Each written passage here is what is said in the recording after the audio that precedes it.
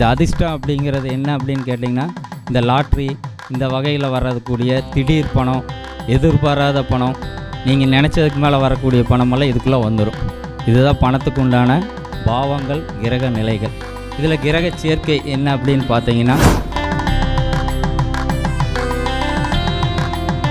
கும்பத்துக்கு வந்து பார்த்திங்கன்னா அதே மாதிரி குரு, கும்பத்துக்கும் அப்படித்தான். குரு பகவான் நல்ல இடத்துல இருந்ததுனால் பொருளாதாரத்தில் அவங்களுக்கு கண்டிப்பாக உயர்வு உண்டு.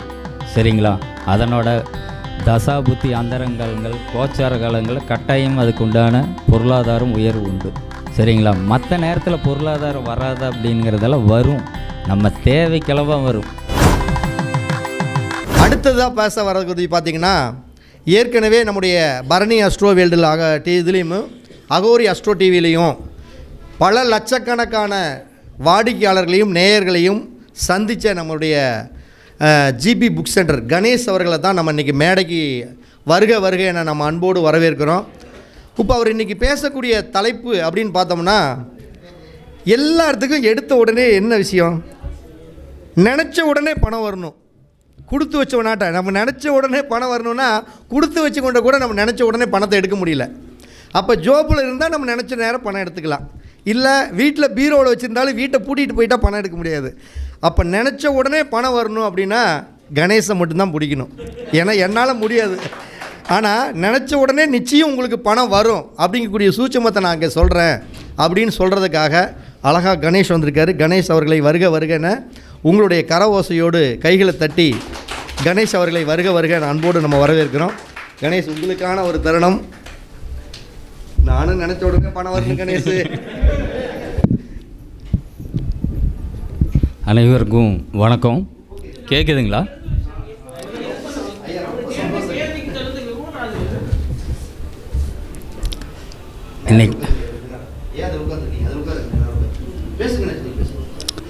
இன்னைக்கு பார்த்தீங்க அப்படின்னா, எனக்கு கொடுத்த தலைப்பு வந்து பார்த்தீங்கன்னா, நீங்கள் பணம் எப்போ வரும் அப்படிங்கிறது தான் பேசுகிறோம். எதுக்கு இந்த தலைப்பு எடுத்து அப்படின்னு பார்த்தீங்கன்னா, எங்கள் வீட்லேயே கேட்பாங்க, இத்தனை நாளாக படிச்சுட்டு இருக்கிற எப்போ தான் சம்பாதிப்பீங்கன்னு. என்ன அதே தான் நானும். நான் என் முதல்ல எதை ஜோதிடத்துக்குள்ளே உள்ளே வந்துட்டேன். எல்லாம் கொஞ்சம் அடிப்படையெல்லாம் தெரிஞ்சதுக்கப்புறம் பார்த்திங்கன்னா, எதை முதல்ல இது பண்ணணும் தெரிஞ்சுக்கணுன்னு ஆசைப்பட்டேன்னா, பணம் சம்பாதிக்கிறது எப்படிங்கிறது தெரிஞ்சுக்கணுன்னு தான் ஆசைப்பட்டேன். எதுக்காக இதுன்னா, பணம் ஒன்று இருந்ததுன்னா எல்லாத்தையுமே அடையலாமான்னு இப்போ இருக்கிற காலகட்டம் அப்படித்தான். எல்லோரும் சொல்லுவாங்க கலியுகம் அப்படிம்பாங்க ஜோதிடத்தில். கலியுகமெல்லாம் கிடையாது, இது காசு யுகம். காசை கூட நான் எல்லாத்தையும் பார்த்துக்கிறேங்க. வர வாடிக்கையாளர் அப்படித்தான் கேட்குறாங்க. பணம் எத்தனை கேள்வி இருந்தாலும் சரி, எங்கே சுற்றி போனாலும் பணத்தில் வந்து முடிக்காமல் அந்த ஜாதகம் திரும்பி போனதாக சரித்திரமே இல்லை. ஏதோ 1-2 பேர் அது இருக்கிறீங்க, வேறு பிரச்சனையில் இருக்கிறாங்க. அதனால் எல்லாத்துக்குமே பணம் வேணும். இப்போ எனக்கு கொடுத்துருக்கிற நேரம் வந்து பார்த்திங்கன்னா ஒரு அரை மணி நேரம் தான். அதனால் எவ்வளோ சுருக்கமாக சொல்ல முடியுமோ அவ்வளோ சொல்கிறேன். மீதி ஏதாவது சந்தேகம் இருந்ததுன்னா இடையில என் நம்பர் கூப்பிடுங்க, சொல்கிறேன். அதுக்கு முழு ஜாதகத்தை கொடுத்து கேட்காதீங்க. நான் பேசுகிறதுல ஏதாவது சந்தேகம் இருந்தால் கேளுங்க, கண்டிப்பாக சொல்கிறேன். ஜாதகத்தையே கொடுத்து எனக்கு எப்போ வரும்னு கேட்டிங்கன்னா அப்புறம் அது சொல்கிறதுக்கு இருக்காது. சொல்கிறேன். முதல்ல அனைவருக்கும் வணக்கம். என் தாய் தந்தை, என் குருநாதர் திருப்பூர் ஜிகே ஐயா மற்ற குருமார்களின் பொற்பாதங்களை வணங்கி இந்த உரையை தொடங்குகிறேன். இப்போ பார்த்தீங்க அப்படின்னா, பணம் அப்படிங்கிறது ஜோதிடத்தில் வந்து எப்படின்னீங்கன்னா 2 விஷயந்தான் எடுத்துக்க போகிறோம். நிறையா சொல்கிறாங்க, இதில் குபேரர் எங்கே இருக்கிறாரு, லட்சுமி எங்கே இருக்கிறாரு அப்படின்னு எல்லாம் பேசுகிறாங்க. அப்படியெல்லாம் சொன்னோம்னா நம்ம குபேரராக ஆயிடலாம். ஏன்னா இங்கே இருக்கிற மாப்பிள்ளை எங்கே இருக்கிறேன்னு நம்ம ஒன்றும் சொல்ல முடியாமல் உட்காண்ட்ருக்குறோம். பொண்ணு எங்கேருந்து வருன்னே தெரியாமல் உட்காண்ட்ருக்குறோம். இதில் குபேரரை கண்டுபிடிச்சி சொல்கிறாங்கனால உண்மையாக நானே ஆச்சரியப்படுவேன், மிகப்பெரிய ஆளுகடா அப்படின்னு. என்ன சொல்கிறாங்க நீங்கள் நிறைய பார்த்தீங்கன்னா. ஆனால் அந்த மாதிரி வீடியோ தான் அதிகமாக பார்ப்பாங்க. எதுக்காக சொல்கிறேன்னா, பொண்ணு மாப்பிள்ளை எங்கே இருக்கிறேன்னு ஒரு ஜோதிடர் சொல்லிட்டா உலக கோடீஸ்வரன் ஆயிடுவாங்க. என்னங்க, அதைத்தான் நானும் தேடிகிட்டு இருக்கிறேன். இன்னும் கண்டுபிடிச்சா கண்டிப்பாக அதை சொல்கிறேன். என்னங்க, இல்லை யாராச்சும் சொன்னாங்கன்னா அதை பார்த்துட்டு தான் இருக்கிறேன். அப்படி இருக்குதானா எனக்கு தெரிஞ்சு. இப்போ லக்ன ரீதியாக தான் எல்லாத்தையும் இப்போ சொல்ல போகிறோம். பலன்கள் லக்ன ரீதியாக தான் நம்மளுக்கு இருக்கும். நிறையா பேர் ராசி லக்னத்தை குழப்பிக்க வேண்டாம்.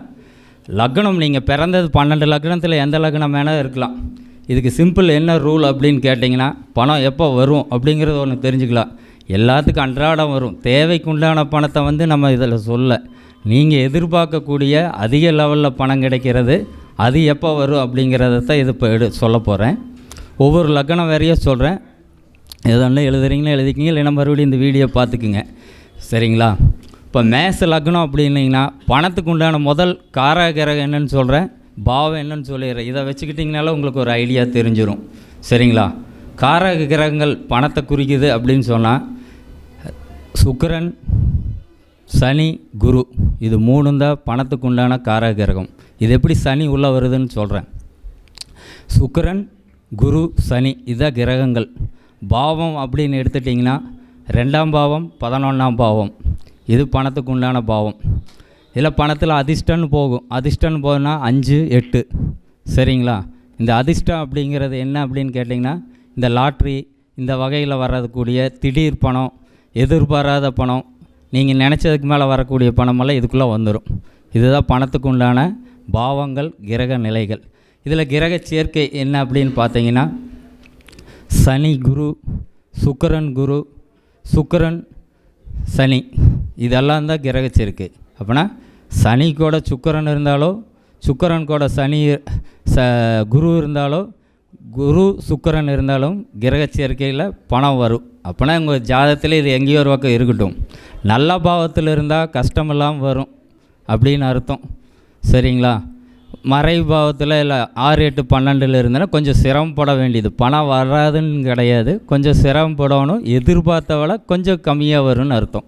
இதுதான் நிலை, பொதுவான நிலை. சரி, இது எப்போ நம்மளுக்கு கிடைக்கணும்னு ஒன்று வேணும்ல. இப்போ நானும் தான் தேடிட்டு இருக்கிறேன்னு சொல்கிறேன்.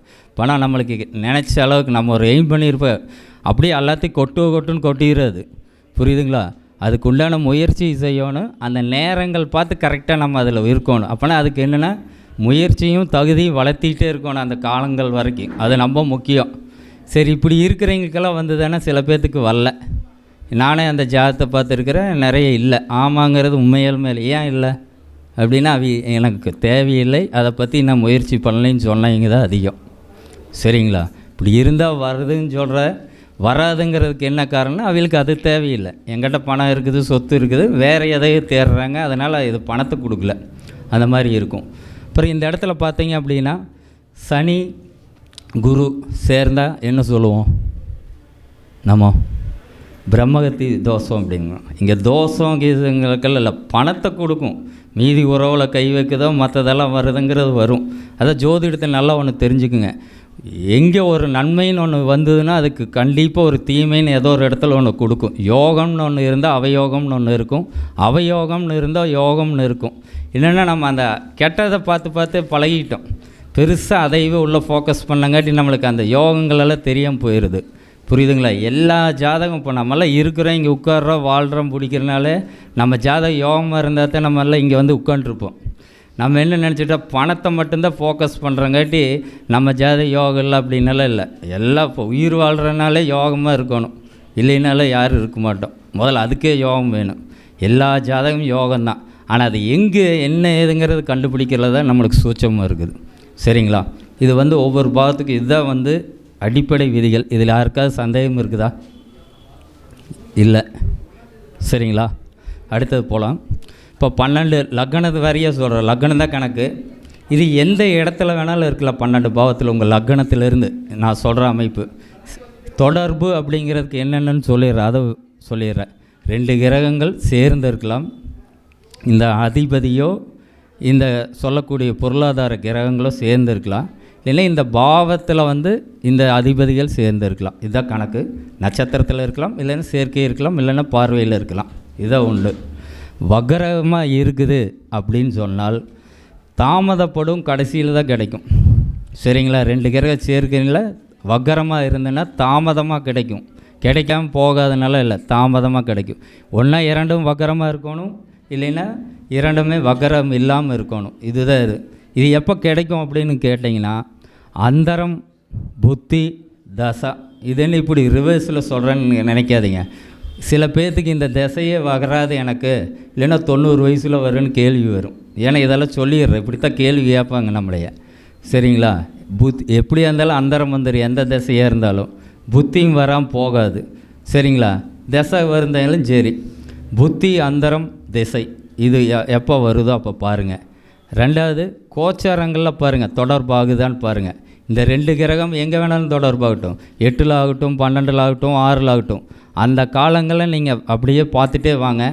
அப்போ நடக்கக்கூடிய உங்களுக்கு திசை வந்து உங்கள் லக்ன ரீதியாக நல்லா இருந்தது அப்படின்னா இந்த 2 கிரகங்களுக்கு தசா புத்தி இந்த கிரகங்கள் வந்து 6, 8, 12 இல்லாமல் இருந்தால் கண்டிப்பாக நடக்கும். எல்லாருமே குறித்து வச்சு அதை கவனிச்சுட்டு வாங்க, உங்களுக்கே தெரிஞ்சிடும் எப்போ நம்மளுக்கு வரும் அப்படிங்கிறது எதிர்பார்த்து. இதுதான் லக்னத்துக்கு வந்து பார்த்திங்கன்னா இப்போ லக்ன ரீதியாக அந்த கிரகத்தை மட்டும் சொல்லிகிட்டே வரேன், பாவத்தையும் சொல்லிகிட்டே வரேன். ஏன்னா நேரங்கள் குறைவாக இருக்கிறங்காட்டி முழுமையாக என்னால் சொல்ல முடியாது, ஏன்னா இது வகுப்பாட்ட போயிடும். இப்போ மேச லக்னம் அப்படின்னா உங்கள் ஜாதகத்தில் யாருக்காக இருந்தாலும் சரி, பொதுவாக வந்து எல்லாத்துக்குமே சொல்கிறேன், சுக்கிரன் சனி குரு சனி எங்கே இருந்தாலுமே பொருளாதாரம் உங்களுக்கு உண்டு. ஓரளவுக்கு நீங்கள் உழைப்புக்கு தகுந்த பொருளாதாரம் கண்டிப்பாக உண்டுன்னு அர்த்தம். 12 லக்னத்துக்கு அவர் 6, 8, 12 அதிபதியாக இருக்கட்டும், யாராக வேணா இருக்கட்டும், பாதக அதிபதி என்ன இதாக இருந்தாலும் நீங்கள் அதை மைண்டில் வச்சுக்க வேண்டாம். இது பொதுவான அமைப்பு. இப்போ நான் சொல்லக்கூடியது வந்து உங்களோட லக்ன ரீதியான அமைப்பு. இப்போ மேச லக்னத்தில் ஒருத்தர் ஆணோ பெண்ணோ இது 2 பேர்த்துக்குமே பொதுவானது தான். ஆணுக்கு தனி பொண்ணுக்கு தனி அப்படிங்கிறதெல்லாம் இல்லை. மேச லக்னம் அப்படின்னா சுக்கிரன் சனி எங்கேயாவது சேர்க்கை இருக்குதான்னு பாருங்கள். இல்லை சுக்கிரனோ சனியோ இவர்களோட நட்சத்திரத்தில் அமர்ந்துருக்குதான்னு பாருங்கள். சேர்ந்து இருக்கிறது முதல் தரம், சரிங்களா? பார்வை 2ஆம் தரம், நட்சத்திரத்தில் இருக்கும் பொழுது 3ஆம் தரம். அப்படின்னா என்ன, சதவீதம் தான் கம்மி, எங்கேயுமே பொருளாதார உயர்வுன்னு இல்லைன்னு சொல்லலை நான், சரிங்களா? இதுக்கு இருக்கணும். கண்டிப்பாக உங்களோட முயற்சியோட தகுதியும் வளர்த்திட்டு வந்தீங்கன்னா நீங்கள் எதிர்பார்த்த பணம் வரும். சும்மா இந்த அமைப்பு இருக்குதுன்னு வீட்டில் உட்காந்துட்டு இருந்தனாவெல்லாம் வரவே வராது, சரிங்களா? இதுதான் உண்மை. நீங்கள் வாட்டுக்கு உழைச்சிட்டு உங்களுக்கு தகுதி அந்த பணத்துக்கு உண்டான இதை தேடல் மற்றதெல்லாம் நீங்கள் வளர்த்திக்கிட்டே வந்துகிட்டே இருக்கணும். வந்தீங்கன்னா ஒரு காலகட்டத்தில் கண்டிப்பாக கொடுக்கும். அந்த காலகட்டத்தை நான் சொல்கிறேன், அந்த புத்தி அந்தரம் தசாகாலம் கோச்சாரங்கள் இணைவு வர காலத்தில் கண்டிப்பாக அதை நீங்கள் எடுத்து பார்க்கலாம், வரும். அடுத்தது ரிஷப லக்னம், புதன் குரு. சரி, மேசத்துக்கு வந்து சுக்கிரன் சனி இணைவு இருக்குதுலாம், இல்லை நான் சொல்கிற மாதிரி பார்வையில் இருக்கலாம், அல்லது இந்த நட்சத்திரத்தில் இந்த கிரகங்கள் இருக்கலாம், ஏதோ ஒரு கிரகம் இல்லை 2மே இருக்கலாம். இதனோட அமைப்பு இப்படி இருக்கிறீங்களோ மேச லக்கணத்துக்காரருக்கு பொருளாதார உயர்வை கொடுக்கும். அடுத்தது ரிஷப லக்கணம். ரிஷப லக்கணத்துக்கு வந்து பார்த்தீங்க அப்படின்னா புதன் குரு. புதன் குரு எங்கே வேணாலும் சேர்ந்துருக்கலாம், இல்லைன்னா பார்வையில் இருக்கலாம், இல்லைன்னா நட்சத்திரங்கள்லையும் கூட இருக்கலாம், சரிங்களா? அடுத்தது மிதுனம், சந்திரன் செவ்வாய் இந்த 2 கிரகங்கள் சேர்க்கை பார்வை நட்சத்திரங்களோட தொடர்பு இருக்கலாம். 3வது பார்த்திங்க, அடுத்தது கடகம், சூரியன் சுக்கிரன் கடக லக்னத்துக்கு. சிம்ம லக்னத்துக்கு வந்து பார்த்திங்கன்னா புதன் நல்ல இடத்துல சிம்ம லக்னத்துக்கு இருந்தாலே பார்த்தீங்க அப்படின்னா முக்கால்வாசி இந்த பொலிட்டிக்கல் எல்லாம் பார்த்திங்கன்னா சிம்மத்தில் இருப்பாங்க. ஏன் பணத்தை விளையாடுறாங்கன்னா புதன் நல்ல இடத்துல இருக்கும், கண்டிப்பாக எடுத்து பாருங்கள். இந்த அரசியல் இருக்கிறீங்க இல்லை பெரிய லெவலில் இருக்குன்னா அந்த ஒரு கிரகம் கரெக்டான ஒரு இடத்துல போய் நல்லா மறையாமல் கெடாமல் இருந்துன்னா சரி, கட்டாயம் அவங்ககிட்ட பொருளாதாரம் இருக்கும், இல்லைன்னா பணம் வந்துனாலும் புழங்கிட்டு இருக்கு அடுத்தவங்க வேணாலும். கன்னி லக்னம், கன்னிக்கு வந்து பார்த்திங்கன்னா சுக்கிரன் சந்திரன் கன்னிக்கு. அடுத்தது துலாம், செவ்வாய் சூரியன். விருச்சிகத்துக்கு வந்து பார்த்திங்க அப்படின்னா குரு புதன். அடுத்தது மகரத்துக்கு வந்து பார்த்திங்கன்னா சனி செவ்வாய். கும்பத்துக்கு வந்து பார்த்திங்கன்னா அதே மாதிரி குரு. கும்பத்துக்கும் அப்படித்தான், குரு பகவான் நல்ல இடத்துல இருந்ததுனால் பொருளாதாரத்தில் அவங்களுக்கு கண்டிப்பாக உயர்வு உண்டு, சரிங்களா? அதனோட தசா புத்தி அந்தரங்காலங்கள் கோச்சார காலங்களில் கட்டாயம் அதுக்கு உண்டான பொருளாதாரம் உயர்வு உண்டு, சரிங்களா? மற்ற நேரத்தில் பொருளாதாரம் வராது அப்படிங்கிறதெல்லாம் வரும், நம்ம தேவைக்களவாக வரும், அவ்வளோதான். சில பேர் சொல்லுவோம், நம்ம கஷ்டப்படுறோம், ஹார்ட் ஒர்க் பண்ணுறோம், ஆனால் பணம் வர்றதில்லை, இல்லை எனக்கு அப்புறம் வரேன் என்னை விட தகுதி கம்மியான வருதுன்னா என்னென்ன இந்த மாதிரி கிரக அமைப்புகள் அவங்களுக்கு இருக்கிறங்காட்டி தான் அப்போ வந்து அப்படி ஆகும். அடுத்தது மீனம், செவ்வாய் சனி. இதுதான் வந்து 12 லக்னத்துக்கு உண்டான கிரக சேர்க்கை இல்லை பாவம். சரி, இப்படி இருக்குது அப்படின்ட்டு இந்த அதிபதி மட்டும் இருக்கும். சில பேர்த்துக்கு பார்த்திங்கன்னா இந்த 2ஆம் இடத்துலையோ 11ஆம் இடத்துல வேத கிரகங்கள் இருந்தால் அந்த கிரகத்தை தான் முதல் முக்கியத்துவம் தரணும். நல்லா கவனிச்சுங்க, இங்கே தான் மாறுபடும். இந்த கிரக சேர்க்கை இருக்குது, ஆனால் அந்த இடத்துல அதிபதி உட்காந்துட்டாங்கன்னு வைங்க, 12ல் இப்போ 2லேயுமே 11ல் வேறு கிரகங்கள் ஏதாவது அமர்ந்து இருக்கும். அப்போனா அந்த கிரகத்துக்கு தான் முதல் முக்கியத்துவம் தரணும். அதுக்கப்புறம் தான் இந்த விதிகளை நீங்கள் பயன்படுத்தணும். சரி, இப்படியெல்லாம் இல்லை வேறு விதிகள் தான் இருக்குது அப்படின்னா யார் இதுக்காக இதெல்லாம் பண்ண வேண்டாம். என்ன அப்படின்னிங்கன்னா, பணம் வர்றதுன்னா எளிய வழி. என்ன நம்மளுக்கு தேவையோ அதை கொடுக்கணும். அப்போனா நீங்கள் பணம் வேணும் அப்படின்னு யார் நினைக்கிறீங்களோ முதல் கொடுக்கணும்னா நீங்கள் போகிறவங்களுக்கெல்லாம் கொடுக்க வேண்டாம். உங்கள் உழைப்பில் ஒரு சதவீதம் எடுத்து வச்சுக்கோங்க. உங்களால் முடிஞ்சது. அது எவ்வளோ தொகை, எந்த வேல்யூ வேணால் இருக்கலாம், எந்த அளவு வேணால் இருக்கலாம். இப்போ ஒரு 100 ரூபா நீங்கள் சம்பாதிக்கிறீங்கன்னா ஒரு வேலைக்கு போங்க, இல்லை ஒரு தொழிலே பண்ணுங்கள், இல்லை ஒரு ஜோதிடமே பண்ணுங்கள். 100 ரூபா ஒரு பீஸ் வாங்குறீங்க அப்படின்னா 1 ரூபா எடுத்து தனியாக ஒதுக்கிடுங்க. இதுதான் முதல் பண்ண வேண்டிய வேலை. 1 ரூபாயை தனியாக எடுத்து ஒரு உண்டியிலையோ, குறைஞ்சபட்சம் சொல்கிறேன், 1 ரூபாய்ங்கிறது எல்லாத்தினாலையும் முடியும். அதை ஒரு தானம் தர்மம் பண்ணுங்கள். இல்லாதவங்களுக்கு பண்ணணும், தெரிஞ்சவங்களுக்கு பண்ண அதெல்லாம் தானம் வருதுங்களா. யாருன்னே முன்புன்னு தெரியாதவங்களுக்கு அதுலேயும் அன்னதானம், வஸ்திர தானம் பண்ணிங்கன்னா சிறப்பு. அதுக்கு மேலே என்ன வேணால் கல்விக்கு பண்ணுங்கள், திருமணத்துக்கு பண்ணுங்கள், எதுக்கு உதவி செய்ய முடியுமோ முன்பின் தெரியாதவங்களுக்கு கொடுங்க. நீங்கள் எவ்வளோ வேணால் கொடுக்கலாம். நான் சொல்லக்கூடிய தொகை இதுதான். சரி, உங்களுக்கு 100 ரூபாய்க்கு 100 ரூபா செலவு இருந்தால் 2 விஷயத்தை மட்டும் வாழ்க்கையில் கடைபிடிச்சா போதும். ஒன்று, சேமிக்கணுங்க. இந்த 100 ரூபாயில் 1 ரூபா எப்படி தான தர்மத்துக்கு எடுத்து வைக்கிறீங்களோ அதில் 1 ரூபாயினாலும் நீங்கள் எடுத்து அதுக்கு சேவிங்ஸுக்குன்னு வச்சுக்கணும். ஆனால் உங்களுக்கு செலவு எப்படி தெரியுங்களா இருக்கும், 110 ரூபா நிற்கும். கண்டிப்பாக இன்றைக்கி 110 ரூபா கொடுத்தாகணும். அப்படித்தான் போகும் சில நேரத்துக்கு. நம்மளை சீக்கிரமெல்லாம் பண்ண விடாத கிரகங்கள். புரியுதுங்களா? உங்களுக்கு நேரங்களும் வர வரைக்கும் இதை மீறி பண்ணினீங்க அப்படின்னால் கண்டிப்பாக நீங்கள் எந்த லக்கணத்தில் பிறந்து என்ன அமைப்பு இருந்தாலும் சரி, பொருளாதாரத்தில் கட்டாயம் 30% இதை உயர்வு அடைவீங்க. அதில் மாற்று கருத்தே இல்லை. சரிங்களா? அப்படியெல்லாம் இருந்தேன்னா யார் வேணால் என் நம்பருக்கு தொடர்பு பண்ணி சொல்லுங்கள், நானும் தெரிஞ்சுக்கிறேன். அப்படியெல்லாம் இல்லை இதனால் வரைக்கும் பார்த்தது இது. அப்புறம் வீட்டில் பார்த்தீங்க எளிய அப்படின்னிங்கன்னா, காலையிலும் மாலையிலும் கண்டிப்பாக தீபம் ஏற்றணும். நெய்லேயோ இல்லை சுத்தமான நல்லெண்ணெயிலே தீபம் கட்டாயம் இருக்கணும். நல்லா தெரிஞ்சுக்கங்க. இது நீங்கள் எப்படி வேணால் இருந்துக்குங்க. கோடிக்கணக்கில் பிறந்தாலும் சரி, தீபம்னு வீட்டில் இருக்கணும் காலையும் மாலையும். என்னங்க, சும்மா ஒரு சின்ன அகல் விளக்கில் ஏற்றுனீங்கனாலே போதும். அதுக்கு பெரிய இல்லை, நெய்யில் இல்லை சுத்தமான நல்லெண்ணெய் அப்படிங்கிறதில் ஏற்றிக்கிட்டு வச்சுக்குங்க. கனகதாரா சோஸ்திரம் அப்படிங்கிறது இருக்குது, ஆதிசங்கரதாலது. அதை பாருங்கள், புக்கு வடிவில் ஒரு 10 ரூபா தான் இருக்கும். வாங்கி படிங்க. கொஞ்சம் படிக்கிறது ஆரம்பத்தில் கஷ்டமாக இருக்கும். அப்படியும் எனக்கு படிக்க வரல, அது சொல்ல முடியல அப்படின்னாலும் இந்த யூடியூப்லையெல்லாம் போட்டிங்கன்னா காதில் கேட்டுட்டு அதையினாலும் திரும்ப சொல்லுங்கள். சொல்கிறதுனால ஈஸியாக இருக்கும். கண்டிப்பாக இது பழக உங்களுக்கு ஈஸியாக வரும். இதை நம்பிக்கையோடு கேட்டுருங்க. பாட்டு கேட்டால் பணம் வந்துடுமான்னு எல்லாம் கேட்கக்கூடாது. கேட்டு பார்த்துட்டு சொல்லுங்கள், கண்டிப்பாக வரும். சரிங்களா?